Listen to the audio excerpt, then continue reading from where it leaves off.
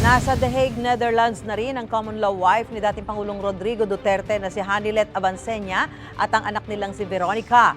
Hindi agad pinapasok ang mag-ina sa detention facility ng International Criminal Court at naghintay muna sa labas. Nagpasalamat ang mag-ina sa lahat ng mga taga-suporta ni dating Pangulong Duterte. Sabi ni Veronica, magandang kalusugan ang gusto niya para sa amang magdiriwang na ika-80 kaarawan bukas, March 28. Good health and kunta kaon na gyud siya sa ilang pagkaon dira sa sulod di na maginahigulo no. Gusto mo bang mauna sa mga balita?